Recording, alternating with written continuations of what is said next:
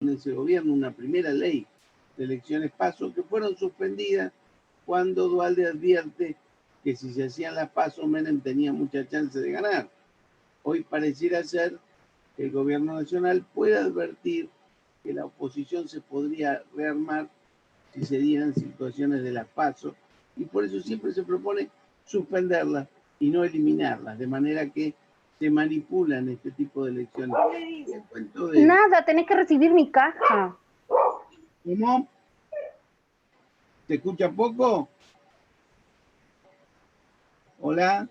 ¿Me están No, escuchando? profe, se escucha bien. Bueno. Lisa, apaga el micrófono, Lisa, porque se escucha cuando hablas, por favor. Pensé que me decían que no escuchaban bien lo que yo les decía. Perdón, mil disculpas, se activó solo. Esta introducción viene a cuento para hacerles saber que muchas veces se reducen los costos de la política para una apreciación que tiene que ver con la mejora social, pero muchas veces se lesiona la estructura democrática. Yo les digo personalmente respecto de las PASO, yo entiendo que nunca han funcionado bien, pero que este no sería el momento para trabajar sobre su suspensión, y en todo caso, en un momento donde estemos mejor posicionados, veremos si corresponde una derogación o no, porque en general los partidos políticos argentinos no van con las internas abiertas y las hacen dentro de sus propias estructuras. Pero bueno, todo esto para señalarles que hablar de unicamarismo o bicamarismo es también una manera de decir, vamos a hacer una cámara única porque así recortamos los gastos de la política. Entonces lo que yo les quiero presentar es que técnicamente es muy necesario que la política esté fuertemente apoyada por la ciudadanía, por las instituciones, porque hoy tienen que saber ustedes que una vez caída la cortina de hierro, el capitalismo ha tenido una grandísima concentración, al punto que se dice que nunca hubo en el mundo tanta riqueza como la que hay hoy, pero también se dice que nunca estuvo tan concentrada como está hoy. Hoy muy poquitas manos tienen la mayoría de la riqueza del mundo, con costos altísimos, que es la destrucción ecológica. ¿Y a qué voy con esto? En que el capitalismo y el sistema democrático, que siempre fueron de la mano, hoy no tienen los mismos objetivos. ¿Por qué? Porque el capitalismo, con su mano derecha, que es la globalización, requiere necesariamente de concentración y menor discusión para seguir creciendo.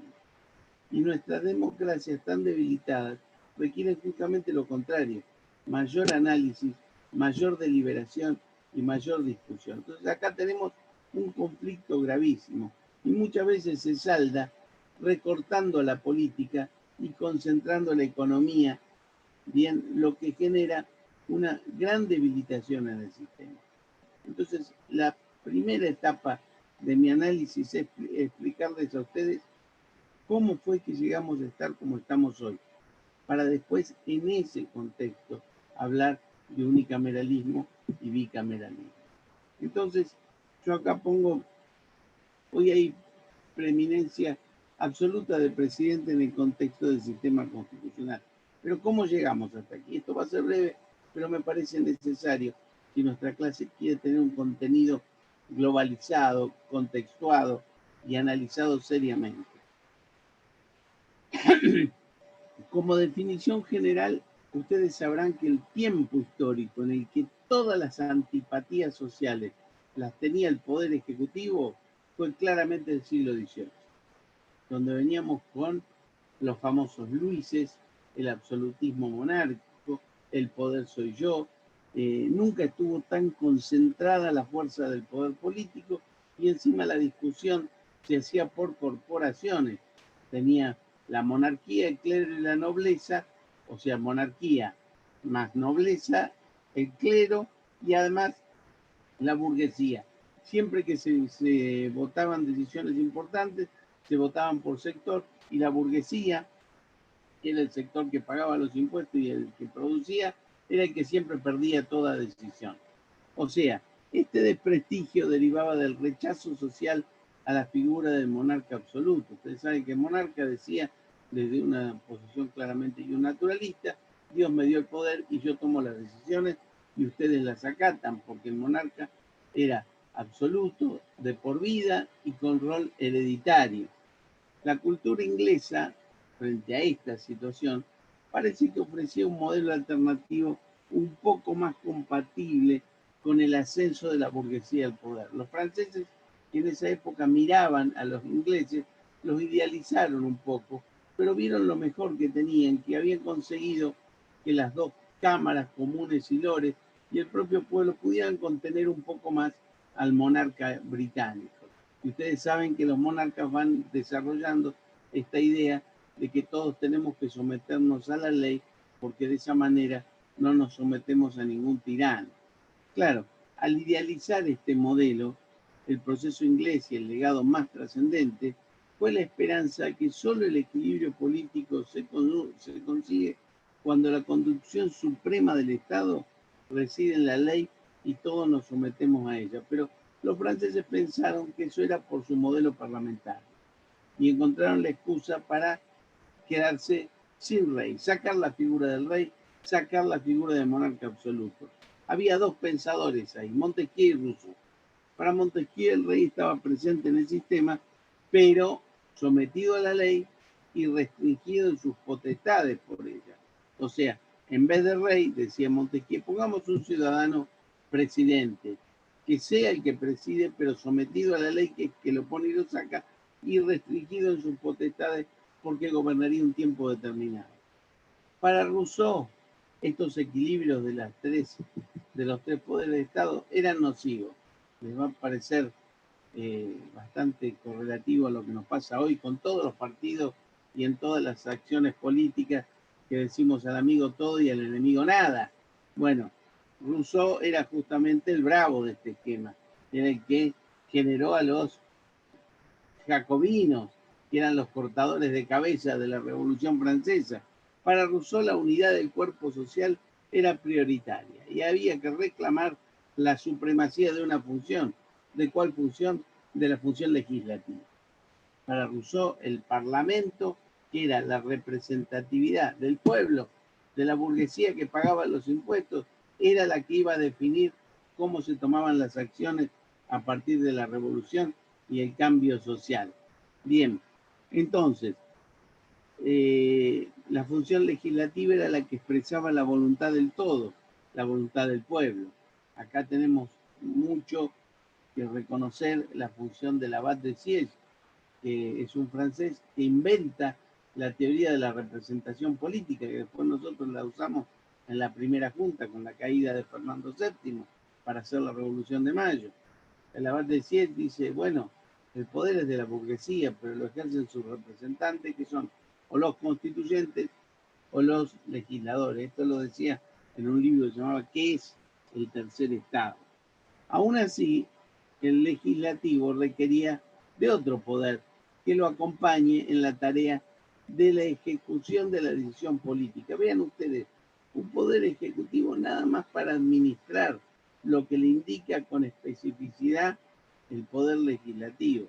Un órgano que realice la ley, que no invente nada, que se dedique a administrar conforme le ordena el Parlamento, a la ejecución de actos particulares de administración debidamente controlado y debidamente supervisado por el Poder Legislativo. Entonces, el Poder Legislativo en este punto decide, ordena ejecutar y también controla el curso de la ejecución de la decisión política. Vean ustedes que en este modelo de los franceses, los jueces no tenían ninguna injerencia, ni se imaginaron los franceses un juez que haga control de constitucionalidad. ¿Por qué? Porque los jueces eran parte del ancien régime, eran parte del viejo régimen que siempre votaba en contra de la burguesía. Ni por casualidad los franceses iban a aceptar que un juez decida que una ley del Parlamento violaba la Constitución. El juez solamente tenía que aplicar la ley.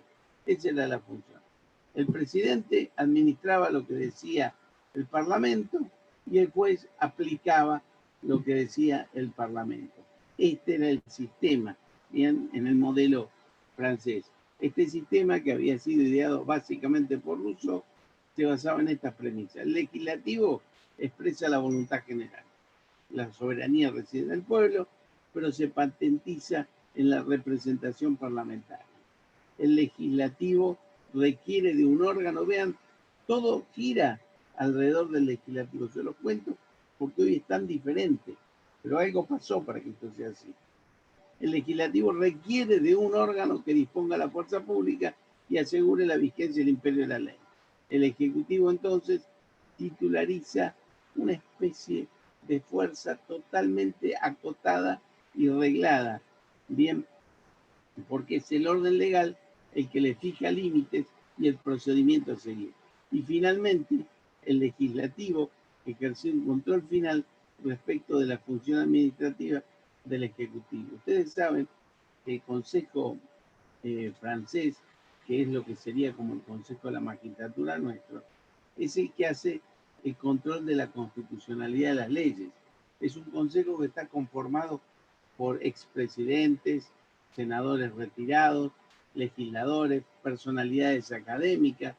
Cada vez que la legislatura francesa proclama una ley, esa ley pasa al Consejo francés y este Consejo evalúa si la ley es constitucional o no. Si cree que es constitucional, la devuelve al Parlamento para que la reevalúen. Si aún así el Parlamento decide sacar la ley, cualquier ciudadano puede plantear una inconstitucionalidad frente a este Consejo que ya avisó que no la veía clara. Hasta ahora, después de la ya segunda y tercera República Francesa, funcionando el Consejo francés, solamente en 3 ocasiones se devolvió una ley y en estos 3 casos el Parlamento acató lo que dijo el Consejo de la Magistratura francesa. Con esto les quiero decir que el sistema es muy diferente del que nosotros imaginamos, donde se tiene muy en claro que los jueces y el presidente tienen otro rol. Con Rousseau sublima la presencia del proceso de desgaste y limitación del Ejecutivo frente al Parlamento, que tenía todo el poder. Bien, a partir de allí, el que antes era monarca absoluto era hoy un ciudadano al que el pueblo le confería por tiempo limitado el poder ejecutivo. Había una desconfianza al monarca absoluto que se patentizó en una desconfianza al instituto presidencial. Acá se desbaratan los 2 ejes sobre que se mantenía la fortaleza de la monarquía. La fuerza, porque era unipersonal, y la permanencia, porque era hereditario. Inclusive hasta se hicieron propuestas de ejecutivos colegiados en la República Francesa. Tal lío se armó que después vino Napoleón con toda la fuerza del autoritarismo frente a una república que solo se ocupó de cortar muchas cabezas y no definieron con total claridad el funcionamiento de la república. Con esto quiero decirles que lo bueno de los franceses es la teoría de la división de poderes que se desarrolla desde el artículo 16 de la Declaración Universal de los Derechos del Hombre y del Ciudadano, que dice todo país o toda nación que no tiene divididos sus poderes y garantizados sus derechos no tiene constitución. Pero ¿cuál fue el fracaso de este esquema francés? El fracaso fue pensar que eso se hacía mecánicamente, que fue el mismo fracaso que tuvieron los liberales cuando pensaron que el mercado era automáticamente el punto donde la oferta y la demanda se encontraban. Las 2 cosas se probaron que no son ciertas, porque ¿quién lo va a obligar al Ejecutivo a mantenerse en su rol de mero administrador sin avanzar sobre el legislativo? O el legislativo perdiendo poder por conceder o como fuera. Esto llevó, y se los digo así muy rápidamente, a que muchos años después, Karl Lowenstein, un alemán que se tuvo que ir por el régimen nazi a los Estados Unidos, desarrolló una teoría de la Constitución espectacular y él dice, esto de Rousseau es la vieja teoría de la división de poderes. Hoy tenemos que ver esto. Primero, ¿quién toma la decisión política fundamental? Él dice, antes era el Congreso o la legislatura o el Parlamento, hoy es el presidente. ¿Quién ejecuta la decisión política fundamental? Antes era el poder legislativo, hoy también es mayormente el presidente. La hace y la ejecuta. Entonces, ¿dónde radica la fuerza del sistema para que se mantenga? En el control. Por eso Lowenstein, en una situación variada que ahora vamos a ver, dice, dime qué jueces tienes y te diré en qué democracia vive. Porque en el sistema de Lowenstein, el juez no se limita a aplicar la ley, la controla que esté de acuerdo con la Constitución. Una cosa más que aportaron los franceses. Antes ustedes recuerdan que lo que decía el rey era dogma porque no se discutía y porque le venía de Dios. Los franceses inventan otro dogma. Lo que no se discute es lo que sale del Parlamento, porque los parlamentos representan la voluntad del pueblo y eso no se discute. Por eso en nuestra Constitución, la primera parte, ¿cómo se llama?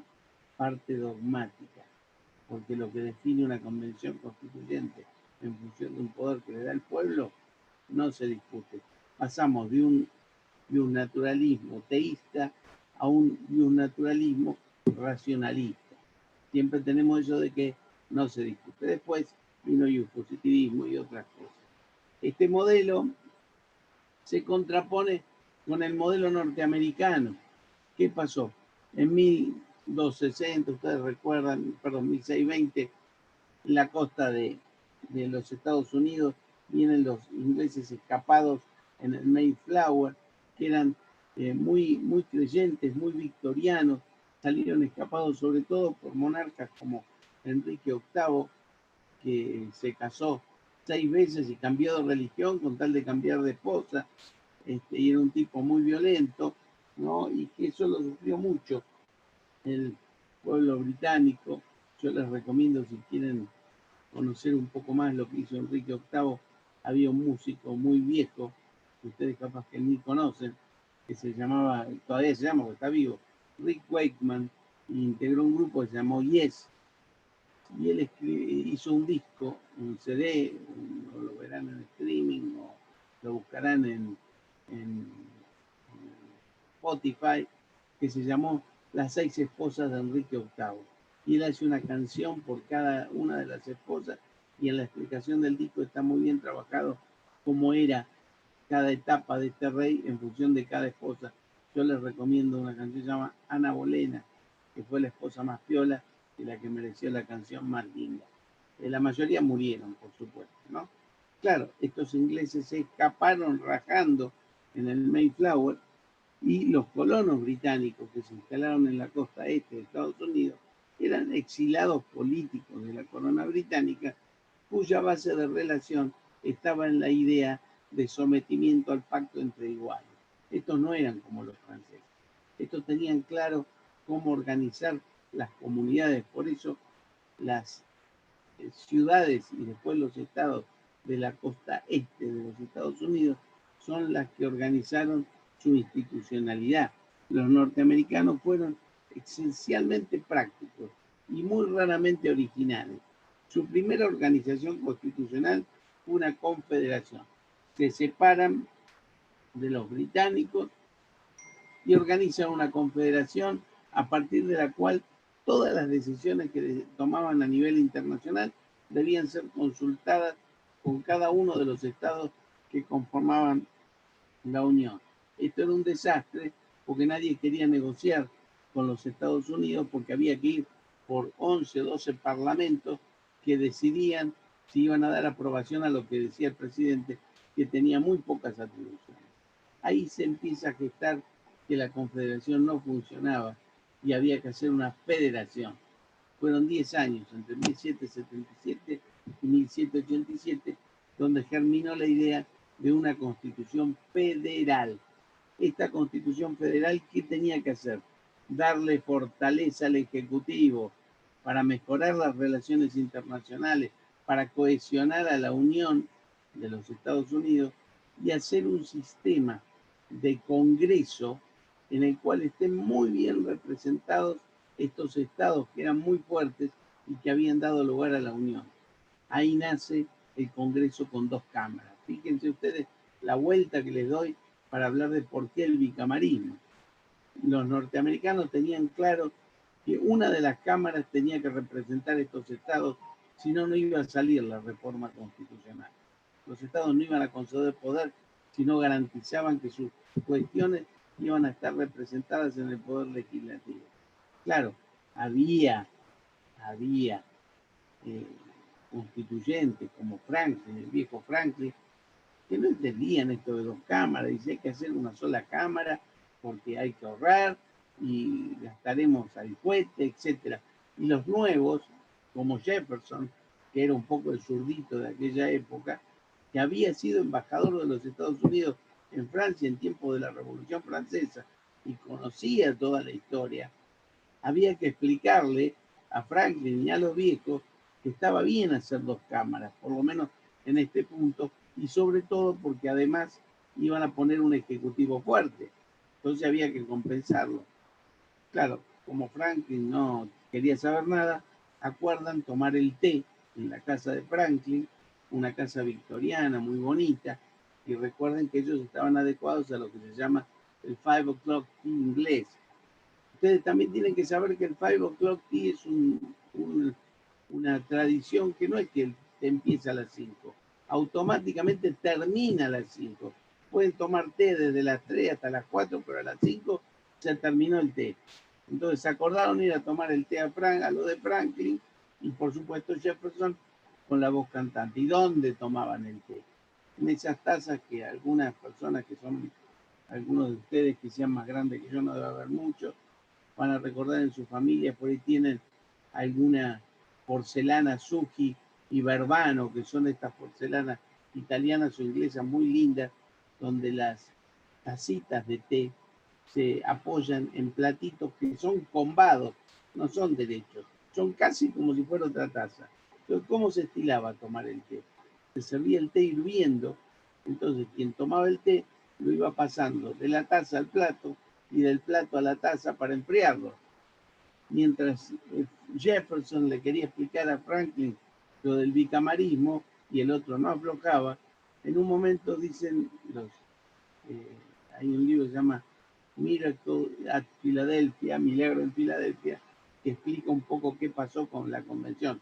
Yo tomo los datos de ahí, espero que sean ciertos y no sean un bolazo, pero si fueran ciertos, parece que Jefferson lo mira a Franklin y le dice, pero escúcheme, ¿qué es lo que usted está haciendo? Estoy tomando el té, le dice, pero ¿por qué no pasa de la taza al plato, Pero usted no sabe que esa es la manera de emplearlo. Bueno, ese es el sentido de hacer 2 cámaras. Que la discusión pase de una cámara a la otra, de la otra vuelva con llama tamizada y después el té se toma mucho más rico y en condiciones. Dice la historia que a partir de ahí Franklin se dio cuenta y aceptaron las 2 cámaras siempre que una tuviera una fuerte representación del Senado. Entonces, la primera organización fue confederada y después fue federal. Claro, ya dije que la Confederación no había cubierto los requerimientos de un gobierno estable porque era una forma de alianza debilitada, con anarquía económica, y el país necesitaba generar un gobierno central fuerte. Los convencionales de 1787 crean una constitución que determina un ejecutivo con estas características: unipersonal, de elección directa, por medio de colegios electorales. O sea, se elige a los colegios electorales, quien a su vez eligen al presidente, que era el sistema que nosotros teníamos hasta la reforma del 94, con atribuciones expresamente conferidas por la Constitución, como tenemos nosotros en el artículo 99, potestades del Congreso, igual que el 76, el 75, perdón, que es el que dice las potestades del Congreso, y el 99 las del Ejecutivo, con poder de veto sobre las leyes y en ese momento con posibilidad de reelección indefinida. Esto no lo saben muchos, pero ellos arrancaron con reelección indefinida. En la época de Eisenhower, y vieron que ya el presidente había tenido, no Eisenhower, el anterior, que ahora no me sale, había tenido más de 4 reelecciones y se dieron cuenta que de la reelección indefinida tenían que pasar a un modelo que tuviera 4 más 4 y nunca más, que es lo que tienen ahora. Lo que pasa es que nosotros arrancamos de atrás 6 años, un espacio 6 años, y nos encontramos en un medio donde tenemos 4 más 4, espacio y reelección, Y vamos al modelo donde partió Estados Unidos, que lo desechó, que es la reelección indefinida. Así que hay que ver un poco la historia para aprovechar de las buenas movidas y no tomar las malas, ¿bien? Igual yo creo que este modelo 4+4 no es inadecuado, pero no habría que pasar de él. Bien. Más allá entonces de los resultados positivos de este sistema y las correcciones, no cabe duda que de alguna manera los norteamericanos habían republicanizado al monarca. O sea, abrieron la caja y dejaron salir al monstruo. Diría Mejía, el Leviatán estaba nuevamente en pie. Esta es una pequeña introducción que ustedes me sabrán disculpar, ¿no? Para más o menos decirles por qué la cosa está como está.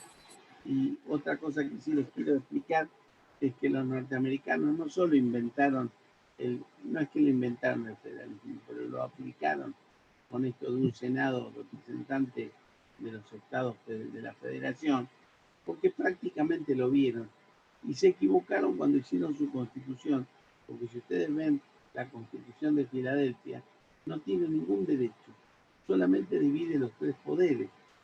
Entonces ustedes se preguntarán cómo hicieron una constitución sin derechos. Es que cuando hicieron la constitución los norteamericanos, los estados originarios tenían constituciones muy buenas en las cuales se habían garantizado todos los derechos. Pero a la vez que empezaron a caminar, los norteamericanos se dieron cuenta que los ciudadanos de los estados de la Unión tenían garantías frente a los abusos de sus gobernadores y legisladores provinciales, pero no tenían garantías frente a los abusos de los legisladores federales o del propio presidente. Por eso se dieron cuenta de que era muy importante que la Constitución tuviera también los derechos garantizados. De ahí vienen las 10 primeras enmiendas, que son más de 22. Pero ellos arrancaron al revés que nosotros, porque cuando nosotros hicimos nuestra constitución de 1853, nuestras provincias no tenían bien desarrollado el Estatuto de Derechos. Por eso la Constitución obliga a las provincias a darse sus constituciones con los derechos fundamentales. Bien, esto más o menos para tener esta idea general. Para después hablar del tema que vamos a hablar nosotros, que era el famoso tema de unicameralismo y bicameralismo, también tendríamos que saber qué hace hoy el Congreso, cuáles son las funciones reales que tiene el Congreso. En nuestra pandemia, yo pongo acá, se ha generado una nueva forma de relacionarse entre gobernantes y gobernados. Hasta el día de hoy, nuestro sistema constitucional se aferra a la personalización del poder. Y con esta emergencia, mucho más. Yo creo que esto le hubiera pasado con la pandemia a un radical, a un peronista, a cualquiera que hubiera asumido el poder, porque la tendencia a abusar de él es fenomenal. Y tenemos un poder legislativo que no alcanza a ejercer los controles necesarios. ¿Por qué? Porque hay un sistema de partidos políticos que hace que el poder legislativo mayoritariamente responda al presidente del Congreso. Entonces es muy difícil generar controles cuando somos todos del mismo partido. Ahora bien, en este contexto, ¿cuáles son los roles del Congreso? Esto teniendo presente que uno de los objetivos de la reforma, y esto lo sabe muy bien Diego, que estaba tan cerca de Raúl Alfonsín, fue justamente la atenuación del régimen presidencialista. Hoy la República nuestra tiene un modelo presidencial real, efectivo, altamente reforzado por un sistema de partidos políticos que sostiene a la figura del presidente desde el Congreso. El sistema sigue rindiendo culto institucional a la necesidad y urgencia. Hoy todo es conveniencia disfrazada de necesidad y urgencia. Tenemos un Congreso que ha delegado sus roles más importantes al Poder Ejecutivo. Antes, cuando nosotros en las épocas de Diego estudiábamos Derecho Constitucional y nos preguntaban, no es que nos sigamos estudiando, porque cuando estudiamos los primeros pininos, nos venía nuestro profesor y nos decía, ¿cuál es el rol del Congreso? Nosotros teníamos que decir, hace la ley. y el presidente administra. Esto era así. Hoy tenemos que decir, el Congreso prioritariamente hace la ley, porque es un rol que comparte con el Ejecutivo. El Ejecutivo puede legislar en situación de emergencia. El Ejecutivo decide que hay emergencia y después hace un decreto con fuerza de ley que después pasará al Legislativo, etc. Pero a su vez, el Legislativo le puede delegar la potestad de legislar en razón de administración o de emergencia.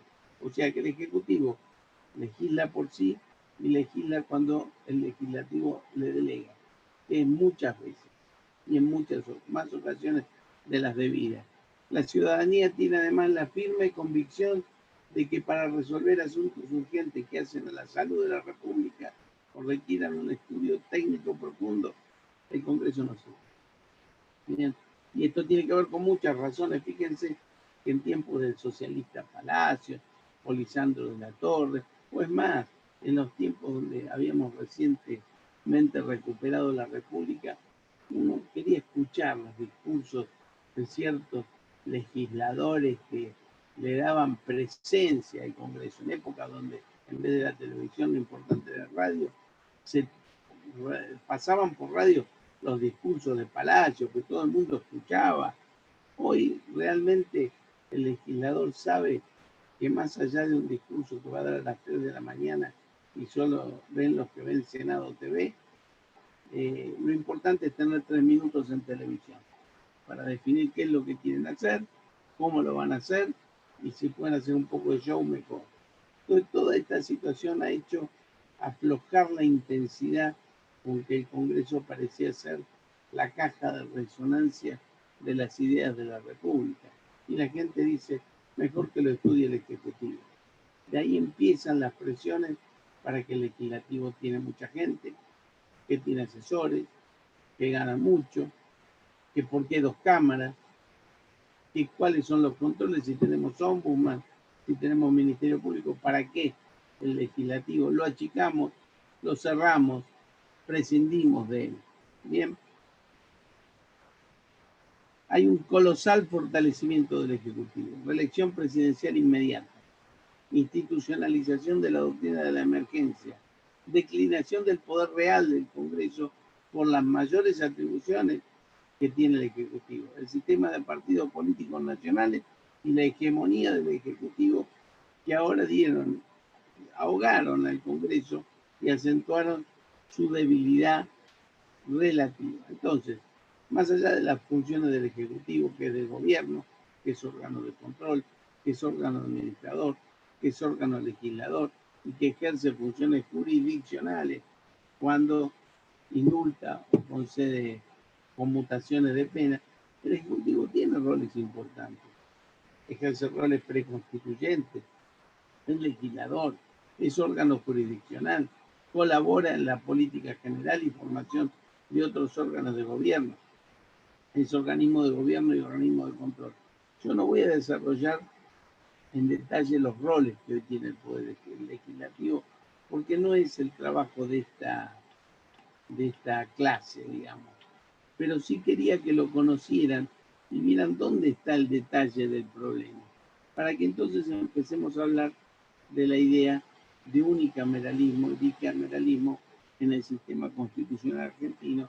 Y yo pongo acá los costos de la política frente a los costos de la democracia. Pueden encontrar material de esto, inclusive hay un libro nuevo del doctor Ernesto, que yo lo tengo subido a la página, que lo van a encontrar en ese www que tienen abajo en esta placa que les pongo acá. Así que quien quiera, se va. Yo igual les voy a pasar con Diego algún material que se lo voy a mandar a él para que se lo suba, pero esencialmente pueden encontrar algo por acá. Vamos a ver. Entre nosotros hay una idea generalizada de que el poder legislativo tiene que ser reducido en todos sus órdenes, porque esto importa reducir los costos del funcionamiento de la institución. Yo entiendo acá que estamos viviendo un momento de zozobra, un momento donde tenemos una intensidad en el crecimiento de la pobreza en este país increíble, donde mucha gente se muere de hambre y mucha gente se encuentra privada de su posibilidad de estudiar. Somos una tremenda minoría que puede usar el Zoom y quejarse porque no tenemos buena señal, cuando hay una tremenda mayoría que no puede estudiar. Hoy estaba escuchando por la radio un muchacho que en el interior hicieron una red de enseñanza por la radio, para que los pibes puedan escuchar las clases por la radio, porque no tienen otra manera de llegar. Entonces, en ese contexto uno dice, y los jueces ganamos mucho, los legisladores ganan mucho. Yo recomiendo controlar de cerca la política, pero no reducir los costos que no sean estrictamente necesarios, porque la política hace a la esencia de la democracia. Bien, entonces, controlar y sacar de raíz los brotes de corrupción, pero no pensar en términos economicistas que le hacen daño a cualquier república y favorecen la idea del capitalismo concentrado y la globalización. Yo creo que esto le genera un flaco favor a la república, porque las legislaturas pequeñas, sí, simplifican el proceso legislativo, pero esto implica un crecimiento en el poder ejecutivo. Otra vez, hoy ya tiene poderes desmesurados, lo que implica un claro detrimento en el sistema representativo. Y esta es una crisis que parece no preocupar a nadie, pero afecta a todos. Yo, por ejemplo, tengo el recuerdo más grande que se puede tener de un político. Cuando hablo de Raúl Alfonsín, a quien quise muchísimo, y con él transité, creo, los 3 meses de trabajo más lindos de mi vida. Y en un momento estábamos conversando y yo le reprochaba las leyes de obediencia de vida y punto final. Y él me dijo 2 cosas. Primero, recordar que son leyes que hizo el Congreso mío, o él decía mío, de mi gobierno. Yo le indiqué que yo iba a hacer, pero yo tenía esta idea en la plataforma política del partido. No es nada que hubiera salido por presión de nadie, sino que la idea era cuestionar y condenar a las cabezas, en un momento que era muy duro hacerlo, y después permitir que el resto se pudiera llegar a un momento de solidaria concordia. Yo seguí pensando, lo pienso hoy, que fue un tremendo error, pero ¿qué me decía Alfonsín? Decía, en el futuro las nuevas generaciones me lo van a agradecer, porque era el último de los líderes carismáticos. Yo hago esto por la República para que la República me lo agradezca. Bien, esa es la idea de lo que yo les digo, de un ejecutivo muy fuerte, muy hegemónico, aun cuando uno tenga las mejores intenciones, eran modelos de caudillo.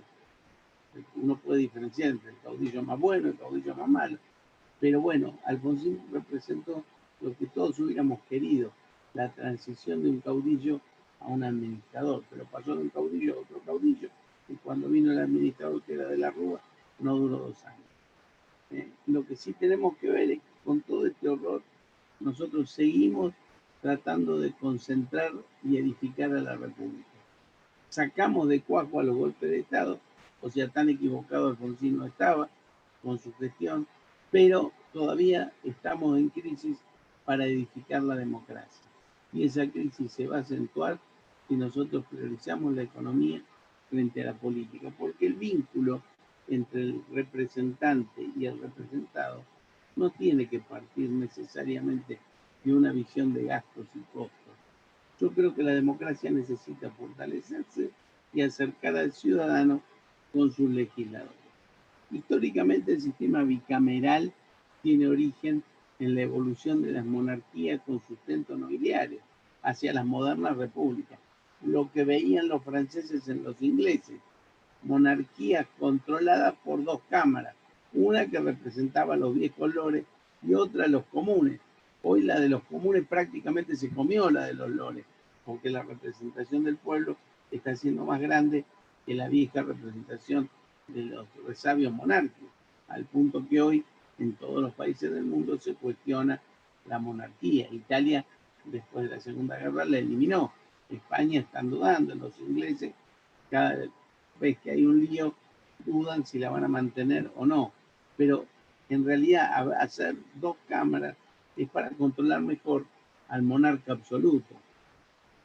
En Gran Bretaña, la Cámara de los Lores concentró la participación de la aristocracia feudal y la de los comunes representó los intereses de la burguesía y después, por supuesto, de las clases populares. Se dice que la progresiva pérdida de poder de la Cámara de los Lores en beneficio de los comunes transformó el sistema inglés en un virtual unicameralismo. Aunque hay dos cámaras, trabaja fuerte una, porque ya les digo, para ellos la primacía de la ley frente a la idea de las monarquías absolutas. Yo cuando tuve la suerte de tomar un curso en la Universidad de Cambridge, teníamos además un seminario que yo elegí, Derecho Constitucional, pero teníamos al profesor, éramos unos 12 que tomamos el seminario, y de los 12 habían 8 que eran españoles, estamos hablando del año 97, 98, en el cual la Unión Europea ponía mucha plata en España para que fortalezca su estructura universitaria.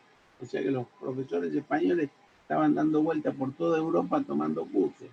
Lo primero que hacían, lo único que hacían estos españoles era criticar al profesor inglés que hablaba de la supremacía del Parlamento y no tenían constitución codificada y escrita. Y venía la crítica, venía la crítica. Y un día estaba dando su clase el profesor británico y habló de la importancia de la fortaleza del Parlamento, que para ellos una ley del Parlamento es como para nosotros una reforma constitucional. Vean que el Brexit se produce por una ley del Parlamento británico. Y uno, el español, que siempre lleva la voz cantante, le dice, pero ustedes que hablan tanto de la ley del Parlamento y la fortaleza del Parlamento, ¿qué harían si el Parlamento británico saca una ley que prohíbe la lluvia? Y el profesor de inglés le dice, ¿y por qué el Parlamento británico iba a sacar una ley así? Y ahí yo me di cuenta dónde estaba el fin de los británicos. Ellos confían en sus instituciones. No se les pasa por la cabeza que el Parlamento británico vaya a hacer una ley ridícula. Pueden hacer una ley mala, seguro, y las hacen. Yo creo que el Brexit fue una mala decisión. Pero bueno, lo que yo les estoy diciendo es que el convencimiento que ellos tienen de que no hay que dudar del imperio de la ley, al punto que el británico se cansó y le dice al español, pero ustedes la pasaron bastante mal con Franco. Y se terminó la conversación y nunca más el español salió a hablar. Yo lo que les digo es que yo estaba volviendo a la Argentina después del segundo año de curso y me preguntaba, ¿y nosotros haremos alguna ley que prohíbe la lluvia? Porque yo tenía la duda si no seríamos capaces con el problema del campo y había un problema de falta de la lluvia, una ley que obliga a la nube a largar agua. Esto tómenlo en tono de joda, pero es muy importante esta idea de que la progresiva pérdida de poder de la Cámara de los Lores en beneficio de los comunes transformó la ley a los británicos casi en un unicameralismo. Y en Estados Unidos el bicameralismo, a distinción de los ingleses que no tienen ellos cuestiones de títulos nobiliarios, se sustentó en la necesidad de conciliar los intereses de los estados pequeños con los de otros estados más grandes, dándole representación igualitaria al Senado que compensa la representación proporcional de la Cámara de Diputados. Nosotros originariamente hicimos igual, dándole a cada provincia 2 senadores. Con la reforma me parece que alguna macana hicimos porque en vez de 2 son 3, pero 2 de esos 3 senadores representan al partido político mayoritario y 1 al partido político minoritario en esa provincia, con lo cual ya no sabemos si los senadores representan a la provincia o al partido político de la provincia. Y esto es complicado porque cuando hay que tomar una decisión, vean ustedes ahora lo que está pasando en la ciudad, cuando se discute la reducción de los fondos de la ciudad y se critica, en este caso, a senadores por la ciudad que voten en contra de la ciudad, porque están votando a favor del partido político. Dicen, bueno, no es en contra porque en realidad le estaban dando de más, y qué sé yo. Pero uno siempre piensa raro cuando dice, yo soy senador por la ciudad de Buenos Aires y voto porque le recorten fondos en la ciudad de Buenos Aires. Hay alguna cosa que no funciona, más allá de que en el fondo algunos tengan razón, porque la ciudad se llevaba mucho, poco. Me refiero técnicamente a cómo el partido político le va quitando poder a la originaria representación del cuerpo senador. El sistema bicameral que impone la Constitución importa un equilibrio teórico entre el principio federal y el principio democrático, porque el principio federal está en el Senado, el principio democrático en diputados. En el Congreso de la Nación reside en la forma plena la soberanía del pueblo, en la Cámara de Diputados, y el equilibrio del sistema en el Senado. Por eso a veces nosotros decimos, tantas veces nos quedamos sin vicepresidente, porque el vicepresidente se moría, o renunciaba, o pasaba a ser gobernador de alguna provincia. Nos quedábamos sin vice y gobernábamos sin vicepresidente. Bien, pero nadie se preguntaba que al ser el natural presidente del Senado, el vicepresidente, eso permite que se mantengan las representaciones de antes 2, ahora 3 senadores por provincia. Cuando el vicepresidente no preside más al Senado, tiene que un senador presidir. Por lo tanto, ese senador que preside ya no tiene voto, vota solo en caso de empate. Y hay una provincia con un senador menos. Estamos tan desdibujados en el sistema que decimos, pero lo importante acá son los partidos políticos, quién tiene más, quién tiene menos. Nadie se dice, pero acá hay una provincia que tiene un senador menos para votar por sus intereses. A esto me refiero cuando les digo que si bien el equilibrio está teóricamente enunciado, en la práctica el desequilibrio es lo que se impone. Nosotros tendríamos que tener acá un sistema como tienen los americanos, que el presidente puede proponer a un vice cuando no lo tiene y el Senado se lo aprueba. Y entonces se mantiene. Esto pasó con Nixon y Ford. Cuando lo tuvieron que echar a Nixon, menos mal que estaba Ford, porque si no se hubieran quedado acéfalos. Nosotros podríamos haber regulado algo así, pero optamos por mantener esto. Yo entiendo que es ridículo que por ahí, después de una elección, se vuelva a llamar a elecciones y a un presidente de un color le voten un vice de otro, ¿no? Porque cambiaron las situaciones. La única vez que se llamó a elecciones fue cuando Perón estaba en su segundo gobierno y sabía que la elección le iba a ser favorable, entonces pudo poner un vicepresidente, pero en otros casos ni se lo nombró porque se entendió que no era necesario. Pero en todos esos casos no se lo nombró. Imaginen cuando renunció el Chacho Álvarez, tuvimos un grave problema. Y fíjense hasta qué punto hay un problema. Cuando era la elección de medio tiempo, que el radicalismo la pierde, la alianza del radicalismo frente, generalmente, y esto Diego lo sabe muy bien, cuando se gana la elección se mantiene el presidente en la Cámara de Diputados, el partido que ganó la elección. Y entonces, ¿qué pasaba? Estaba de la Rúa, sin vicepresidente que lo suceda, y con el presidente de la Cámara de Diputados que iba a ser peronista. Entonces, cualquier cosa que le pasaba a de la Rúa lo sucedía un peronista. ¿Qué hicieron los peronistas? Le dijeron a de la Rúa, mire, le vamos a permitir que usted ponga al presidente de diputados si nos deja a nosotros manejar la caja de la Cámara. De la Rúa no aceptó y eso generó una crisis del demonio. No, también la extorsión era fuerte porque quería la plata a cambio de la política, pero siempre la plata a cambio de la política. No sé si no era importante tener un vicepresidente para garantizar la sucesión. Pero bueno, esta es la realidad. Por ahí, Diego, me explayo en algunos puntos, pero es para que entiendan mejor el funcionamiento de las instituciones. Entonces, la existencia del bicameralismo, sostenida por el funcionamiento armónico y coordinado de las dos cámaras, porque ustedes saben que las cámaras siempre que tienen que estar las dos en funcionamiento, aunque cada una hace lo suyo, las dos funcionan al unísono. Porque si sale un proyecto de una, tiene que estar la otra para recibirlo. Permite o permitiría expresar en forma separada, pero conjunta, la voluntad de ese órgano que las integra, que es el Congreso, de una manera clara y transparente. Estos son argumentos a favor del bicameralismo. Yo acá puse fundamentos históricos y fundamentos técnicos que sostendrían al bicameralismo. Los fundamentos históricos son las dos constituciones que precedieron a la de 1853, la unitaria del 19 y la unitaria de 1826, las dos proponían 2 cámaras.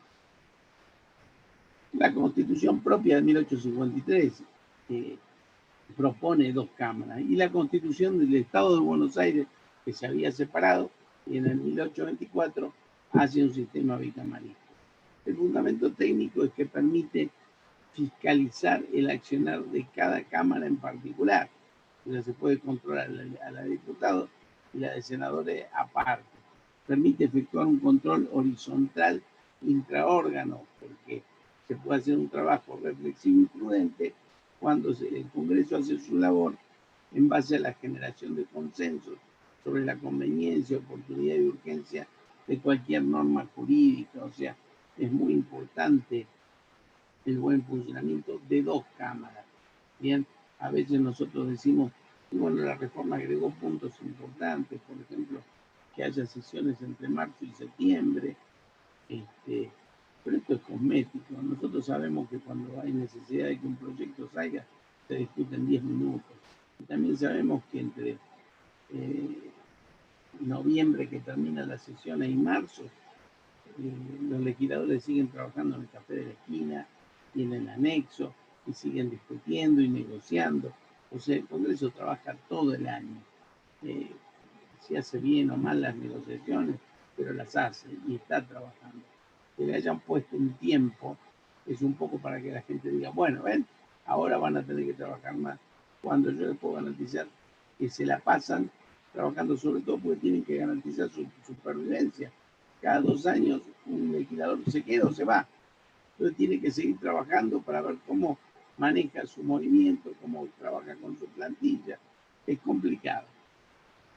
¿Qué pasa con el unicameralismo y el bicameralismo? Bueno, en el unicameralismo, la disciplina partidaria que hay en la actualidad legislativa daría, en caso de mayoría de ambas cámaras, lugar a una tiranía parlamentaria. Hoy vemos que lo que está pasando, que hay mayoría de gobierno en las 2 cámaras, entonces el proyecto sale siempre como quiere el presidente. O la lentitud del doble examen, que conspira contra la eficiencia de la labor legislativa y la sanción de las leyes. Las urgencias políticas y sociales, esto es otro. Hoy se requiere decisiones rápidas, inmediatas. Hace necesario dotar la legislatura de una organización interna capacitada, estable, eficiente, lo que es dificultoso con una estructura bicameral. Y la Cámara Única permite la sanción de normas con mayor agilidad, adecuando la legislatura en la gestión a los requerimientos actuales del gobierno, que sería el presidente. O sea, verán que la mayor cantidad de fundamentos a favor del unicameralismo son económicos y eficientistas. Bien, en algunos casos reales, en otros hipotéticos. Para el bicameralismo, primero, las 2 cámaras legislativas tienen un origen representativo distinto, cosa que nadie se ve y que es importante. La doble instancia sirve como freno a las decisiones apresuradas e irreflexivas. Muchas veces es lo que le decía Jefferson a Franklin. Si no pasa a la otra cámara donde se discute, donde paran el tema y después se sigue discutiendo. Vean lo que está pasando hoy con la reforma que el presidente Fernández proponía a nivel legislativo, que salió de una cámara de senadores, pero en la diputados se frenó. Porque están esperando el momento de la discusión, donde pueda ser mejor, pueda ser diferente. No voy a hacer reflexiones políticas del sentido de la reforma. La Cámara Única es incapaz de asegurar una legislación acertada y prudente, llevando por lo general al germen de la tiranía parlamentaria. O sea, si decimos que hay 2 cámaras que pueden ser cooptadas por partidos políticos y esto es grave, cuando hay una cámara sola estamos al orden. O sea, siempre teniendo en cuenta la influencia del sistema de partidos políticos en nuestra estructura institucional, yo le sigo apostando a 2 cámaras. Pero el problema más allá de la Cámara está en los partidos políticos. El sistema bicameral brinda seguridad jurídica porque garantiza el reestudio y el doble debate para generar normas correctas y adecuadas. Vean ustedes la ley de aborto, de interrupción voluntaria del embarazo. fracasó en la anterior ocasión, quizá hoy vaya bien o vaya mal, pero nadie puede dudar que el debate es importante y generó una discusión adecuada. La existencia de dos cámaras trae aparejado el control intraórgano, uno controla a la otra. La existencia de dos cuerpos legislativos evita el abuso y el exceso en que una de las cámaras puede incurrir. O sea, siempre que una mire a la otra, porque cuando las dos cámaras miran para otro lado, nos encontramos frente a un problema. El sistema bicameral, para persistir y para dotar de transparencia legislativa, y tiene que evitar el secretismo y la burocracia que hoy se imponen como una regla en el funcionamiento global de la federación. ¿Qué es lo que debiera poder hacer el bicamarismo? Acceder a información legislativa e información pública. Cámara de Diputados hace muy difícil acceder a la información. Actualizar el enunciado de atribuciones de los cuerpos, ir acomodando las reglamentaciones de los dos cuerpos para actualizar sus funciones. Poner de resalto lo que debe ser siempre la prudencia del legislador y la seguridad jurídica que debiera imponerse con ella. O sea, más que legisladores apoyados en las tetas de su novia, necesitaríamos legisladores que se apoyen en un buen trabajo legislativo. El control intraórganos es fundamental para el buen funcionamiento de este edificio tan pesado que se construye con el sistema democrático. Bueno, vamos a seguir un poco más. Nos faltan dos cositas más. Vamos a ver ahora qué pasa con el unicameralismo y el bicamarismo, pero en las provincias y en la ciudad autónoma. Yo acá les hice un cuadro comparativo.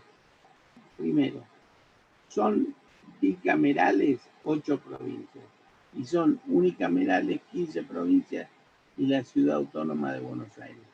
Las que son unicamerales, la única cámara se llama legislatura en la ciudad de Buenos Aires, en Chubut, en Córdoba, en Jujuy, en La Rioja, Neuquén, Río Negro, Tierra del Fuego y Tucumán. O sea, 9 provincias unicamerales llaman a sus miembros legisladores, ni diputados ni senadores. Los llaman diputados 6 provincias: Chaco, Formosa, La Pampa, San Juan, Santa Cruz y Santiago del Estero. En esas provincias son diputados, hay diputados de la provincia. Y Misiones los llama Cámara de Representantes. Ahora, es claro que a nivel federal es constitucional la existencia de dos cámaras, pues la Constitución habla de la Cámara de Diputados, de la Cámara de Senadores, porque hay que representar a las provincias y a la ciudadanía. Pero en las provincias la realidad es que no es una obligación que hayan dos cámaras, porque no hay que representar en una provincia el federalismo de los municipios. Yo digo sí y no, porque ahora que la Constitución obliga a garantizar la autonomía de los municipios, no está mal que la provincia en una de sus cámaras tenga la representatividad de sus municipales y en la otra del pueblo. Esto es una cosa que hoy no se da. Bien, tal como están las cosas hoy, no hay riesgo en que se hable de una sola cámara. La última en cambiar fue Córdoba, que cambió de 2 cámaras en una cámara. En general, las bicamerales son las provincias viejas, o las históricas, o las grandes. Las nuevas, las que antes eran estados federales, son todas unicamerales. Yo acá tengo que las provincias argentinas desde hace años tienden a contribuir a equilibrar gastos y recursos presupuestarios y a incrementar la eficacia de sus administraciones. Entonces tienen varios instrumentos: pactos fiscales, tratados interprovinciales, regiones, y entre esos instrumentos están transformados en unicamerales. Pero siempre les digo lo mismo: estamos hablando de unicameralismo por razones económicas. Bien, todo eso también hay que verlo. Las denominadas provincias chicas o nuevas son unicamerales y el sistema bicameral subsiste en las provincias grandes, como son Buenos Aires, Córdoba, Santa Fe o Mendoza. Los últimos distritos que se organizaron Ciudad Autónoma de Buenos Aires y Tierra del Fuego, Antártida, Islas del Atlántico Sur, adoptaron el régimen unicameral. Se señala en doctrina que no hay razones de peso para justificar el sistema bicameral en las provincias. Solo sería en el caso de que se intente decir que hay que garantizar la representatividad de los municipios autónomos, cosa que no pasaría en Buenos Aires, donde la provincia no ha garantizado la autonomía de sus municipios. Cuando vean las minas que se las pase, ahí tienen un mapita con color naranja y color celeste, según sean bicamerales o unicamerales. La eventual sobrerepresentación de algunos distritos electorales en una sola Cámara Provincial en detrimento de otra carece de apoyo histórico y lesiona un principio básico de las democracias modernas. Esto me refiero a que hoy el artículo 37 hay una obligación de que los partidos políticos estén representados en todas las provincias. Por lo tanto, es muy importante que haya dos cámaras para que esa representación se valore. Cada provincia tiene que dictar su constitución y darse sus instituciones con arreglo a la constitución. O sea, con el artículo 37 podríamos encontrar una base para el bicamarismo en las provincias. Es solamente una base y es la posición de García Lema. Hay razones de conveniencia económica que concurren para simplificar la estructura de los poderes legislativos provinciales. Es cierto que el unicameralismo aporta celeridad para el tratamiento legislativo y el bicamarismo en la provincia no tiene una base histórica. Pero si ven el artículo 37 y la necesidad de garantizar representación de las provincias, de los municipios autónomos en la provincia, ahí podríamos encontrar un fundamento para bicameralismo en las provincias. Vamos a lo último que me ofrecía a darle Diego para no agotar su paciencia. ¿Qué pasa con el poder legislativo en la Ciudad Autónoma de Buenos Aires? Esto es lo último que me habías pedido. Lo primero es el estatus constitucional de la ciudad. El año pasado fue declarado año del 25 aniversario del reconocimiento de la autonomía de la Ciudad de Buenos Aires. En 1880, cuando después se armó el lío entre Avellaneda y Roca, el Congreso sanciona la primera ley 1029 que declaró capital de la República al municipio de la Ciudad de Buenos Aires. Pero en 1972 se sancionó la ley orgánica de la Ciudad de Buenos Aires, que es la 19.987, que la reconoce como persona jurídica estatal. Lo cierto es que hasta la reforma del 94, el presidente era también el que se ocupaba de ser jefe inmediato y local de la Ciudad de Buenos Aires. Entonces, él elegía a alguien que era el intendente de la Ciudad de Buenos Aires. Siempre se ponía de él, lo ponía el presidente. Además, el Congreso de la Nación trabajaba como legislador local de la Ciudad de Buenos Aires. O sea que el Congreso hacía leyes para toda la nación y para la Ciudad de Buenos Aires. Con la reforma, el intendente de la Ciudad de Buenos Aires se elige por el pueblo, pero aparte hay una legislatura de la Ciudad de Buenos Aires. Entonces, desde que operó la reforma del 94, la CABA posee un reconocimiento constitucional de su autonomía, que es una autonomía imperfecta, pero eso no implica que no sea una parte de la relación federal. Antes la relación federal era gobierno federal y provincia. Ahora es gobierno federal y Ciudad Autónoma de Buenos Aires. Algunos, como Rosati y Santo Antonio María Hernández, dicen la relación federal es gobierno federal, provincia, Ciudad Autónoma de Buenos Aires y municipios autónomos. Bien, esa sería la relación federal más intensa y más provocativa también, en función de la garantía que la reforma le da a las provincias que deben conservar la autonomía de su municipio. Entonces, el pueblo de la ciudad elige directamente a su jefe de gobierno. La ciudad tiene un estatus especial de autonomía que le da potestades de legislación y jurisdicción, o sea, puede legislar y tiene sus propios jueces. A partir de la reforma, la ciudad envía al Senado el mismo número de miembros que las provincias, o sea, 3 por la ciudad.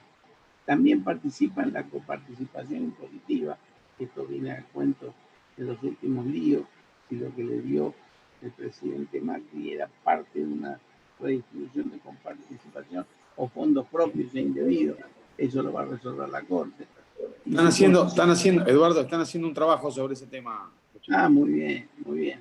Bueno, ahí pueden hablar o con Gil Domínguez o con alguno de estos que están muy metidos en la cuestión.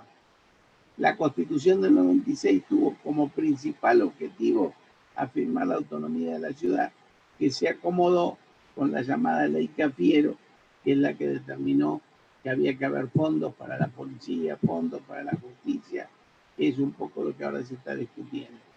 La legislatura de la Cámara ejerce el poder legislativo de la ciudad, tiene 60 diputados o diputadas, número que puede aumentarse en proporción al crecimiento de la población, pero por una ley que requiere los 2/3 de los miembros. También ejerce algunas modalidades de control. Puede pedir que cualquier funcionario con 2/3 de los sometidos a juicio político vaya y dé explicaciones. Puede crear comisiones investigativas y puede solicitar informes al Ejecutivo, al punto que existe también la posibilidad de revocación de mandato, que es lo que pasó después del desastre de Cromañón con quien era intendente Ibarra, que si bien no salió sancionado penalmente, sí tuvo una destitución política porque la ciudad, el pueblo de la ciudad entendió que no correspondía mantenerlo en el poder. Bueno, con esto, por lo menos teóricamente, les doy por finalizado el pedido que me hizo Diego. Ahora no sé si tienen alguna pregunta o algo que quieran que aclare. Ahora vamos a abrir las preguntas. La verdad que excelente la exposición. Tomé nota de muchas cosas, muy interesante. Casi una clase de posgrado, Eduardo, muy, muy buena. La idea fue que tengan un conocimiento acabado. Yo te voy a pasar la filmina. Entiendan que siempre es una posición. Esto no es ni siquiera dogmático. Me pareció, no es que uno quiera ponerse en que les pretende enseñar más cosas de lo debido, pero me pareció importante que tomen nota de cómo llegó.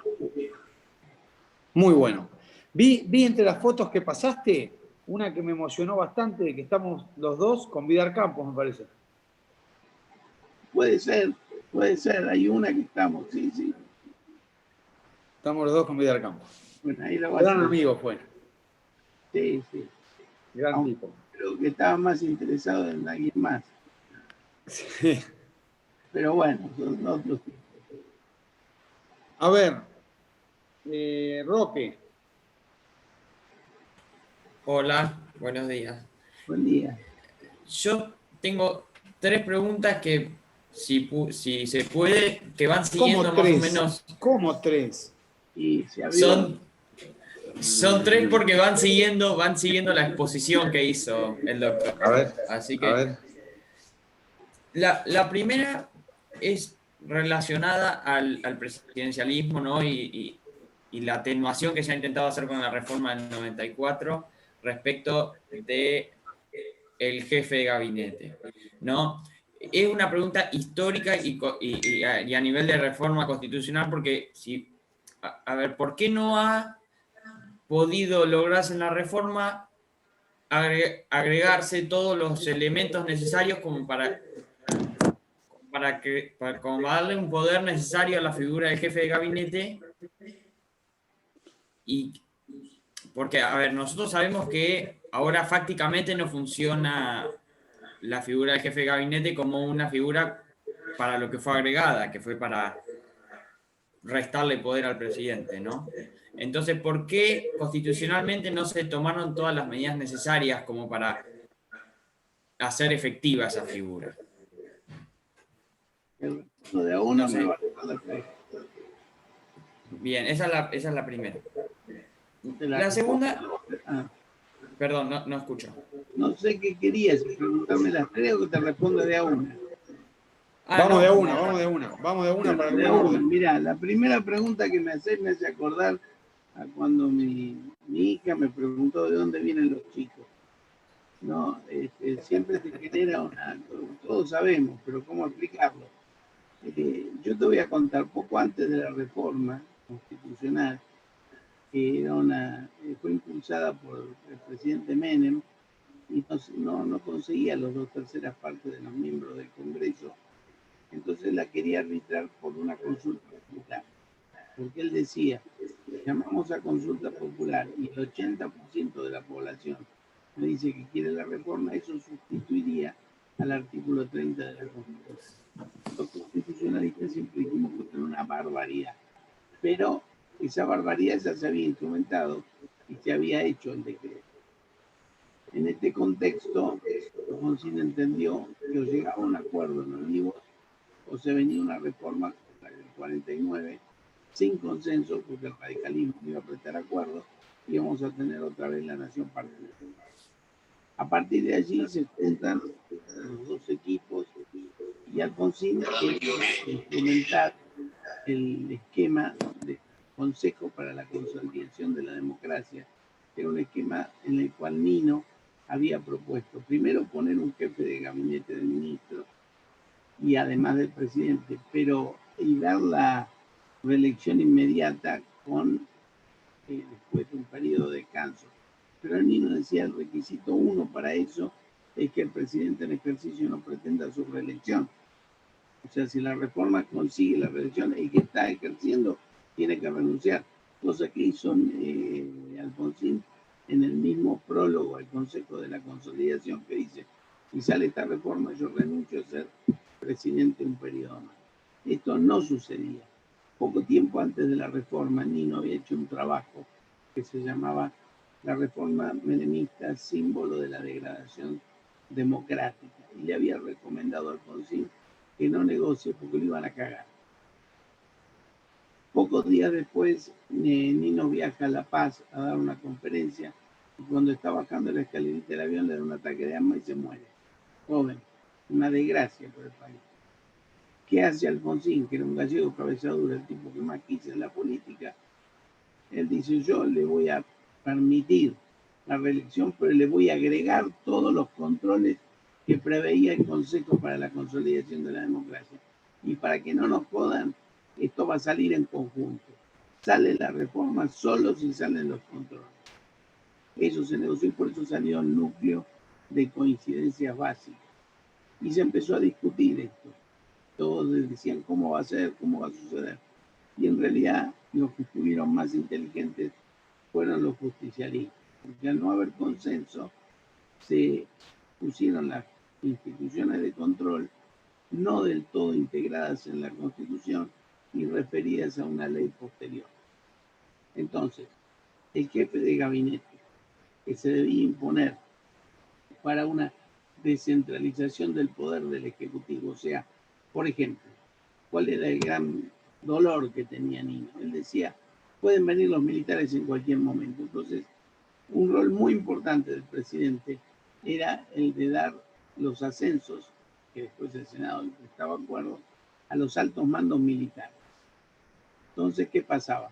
Había un alto mando militar comprometido con la dictadura. Si el presidente le daba ascenso y el Senado aprobaba, venían las madres de Plaza Mayo, hacían un despelote, caía el presidente. Entonces, para evitar la caída del presidente, ¿qué proponía Nino? Esos roles estuvieran en cabeza del jefe de gabinete. Cosa que si había un conflicto, caía el jefe de gabinete, pero manteníamos la figura presidencial. Esto así en esta figura y en otra. ¿Qué fue lo que sugirió el menemismo? El jefe de gabinete iba a tener dos roles. Primero, organizar las reuniones de gabinete y presidirlas cuando el presidente no esté. O sea, barría la casa y se sentaba a la mesa cuando no estaba el jefe para coordinar las reuniones. Y el segundo, tener responsabilidad política cuando había que ir una vez por mes a diputados y senadores a informar cómo marchaban las cuestiones. El resto de las funciones de jefe de gabinete iban a estar dadas en un decreto que el presidente debía dictar. tanto peronistas como radicales dijeron: el próximo presidente soy yo y voy a hacer el decreto como corresponde. Los dos lo pensaron, Alfonsín y Menem, pero ganó Menem. Entonces el decreto fue una porquería, porque en realidad lo que hoy hace el jefe de gabinete es nada, barre el piso. Bien, pero ¿eso por qué? Porque no hubo la convicción ni la fuerza política para poner los roles en la Constitución. No se pudo, porque los roles que quería poner el radicalismo no eran los mismos del peronismo. Entonces dijeron, bueno, que lo diga el próximo presidente en un decreto. Lo mismo que la ley de Consejo de la Magistratura, que se haga una ley especial que determine. Venimos haciendo, ya vamos por la segunda ley, que no convence a nadie, y que en realidad es una pésima técnica constitucional, porque las leyes orgánicas son las que completan lo que debió haber hecho la convención. Y estamos con un Congreso que oficia de constituyente porque completa la letra de la Constitución, cosa que está mal. Pero bueno, es lo que pudo nuestra Moncloa. Yo creo que si tenés algo de bueno, es que pudimos probar que en democracia se podía reformar la Constitución. Y fue una reforma más o menos, tan floja como el pacto que pudo haber, tan floja como la democracia que tenemos, tan floja como la sociedad que tenemos, pero la hicimos nosotros. No la hizo ni un militar, ¿no? Ni seguimos con la Constitución de 1853, que ya tenía 150 años y no podía seguir. Seguramente nos debemos una próxima reforma en la que quizás seas vos el constituyente y me llame como asesor. A Diego no, porque no va a querer. Pero bueno, dale, ¿qué más? La segunda.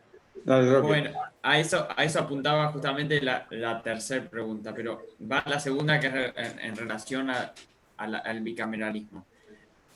El Senado viene a atenuar digamos, el exceso de representación que tiene en diputados y en el Parlamento en general las provincias con mayor población. Entonces, bueno, el Senado garantiza que las provincias tengan una representación igualitaria. Igualitaria. Claro. En diputados la representación es equivocada. Hasta tenemos una ley constitucional que garantiza un número mínimo de diputados a los que no llegan a la representación. Por eso es una cuestión de la representación política de diputados. El Senado no subsana nada ahí, porque el Senado garantiza una representación distinta, que es la de las provincias, que ahora está complicada porque quiere ser las provincias dos del partido mayoritario de la provincia y uno del minoritario. Entonces, el Senado tiene sus problemas. Es como ahora está garantizada la representación. El diputado tiene otro problema, que es justamente que si no acomodamos los distritos electorales, el que gana Gran Buenos Aires es presidente. Eso no está bien.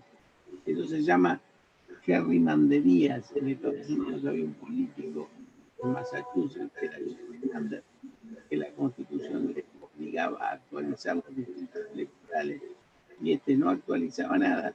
Entonces tenía toda la población concentrada en un distrito y ganaba siempre, hasta que la Corte dijo no tiene que modificar y actualizar los distritos.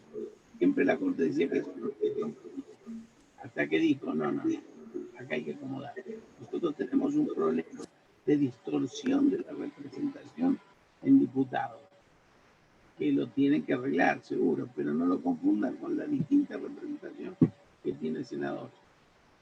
Sí, ya está respondida, porque iba a preguntar eso, a ver por qué no funcionaba digamos, este exceso de poder en las provincias que significaba la excesiva representación, pero está respondida. Gracias.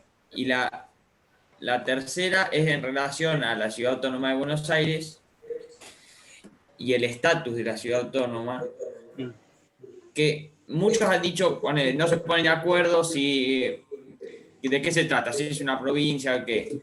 Y decir que es Ciudad Autónoma. Y decir que sui generis, ciudad autónoma, no soluciona el problema.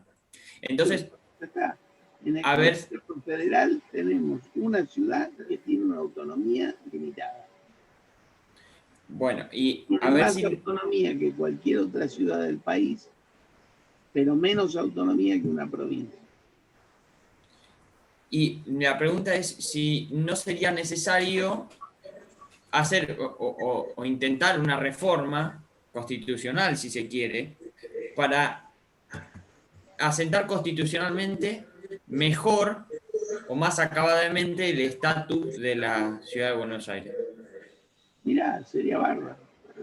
Pongo como constituyente, pero como esta ahora se puede resolver, que se deje de joder, le pasen la plata que necesitan para todas sus situaciones y nada más en el presupuesto nacional. Totalmente de acuerdo. Pero como siempre, es una opinión. Igual para la reforma estás vos. Ya te propongo. Hacemos la campaña con García. Primero que hace un llamado de elecciones, de convencionales, después vemos. Claro, está bien. ¿Alguna pregunta más? Bueno, Eduardo, te agradezco muchísimo, la verdad que una clase espectacular. No, gracias por la invitación. La hemos aprovechado mucho y ya te comprometemos para un bimestre del verano que vamos a dar el curso nuevamente, el taller nuevamente. Así que una clase va a ser tuya seguramente. Me avisa tiempo, con gusto estoy. Dale, muchas gracias. Bueno, gracias a todos. Buen fin de semana a todos. Muchas gracias. ¿Quieren hacer alguna pregunta vinculada a la materia, algo? Sigamos. Lo liberamos, Eduardo, lo liberamos ya. Listo, adiós. Gracias. Chao. ¿Alguna pregunta, algo? Bueno, No, buen fin de semana. Fue muy claro todo, muchas gracias. Fue clarísimo Bueno. la clase. Bueno, espero que la aprovechen. Buen fin de semana a todos. Buen Igualmente. fin de. Chao, Chao. muchas gracias. Igualmente. Chao. Gracias.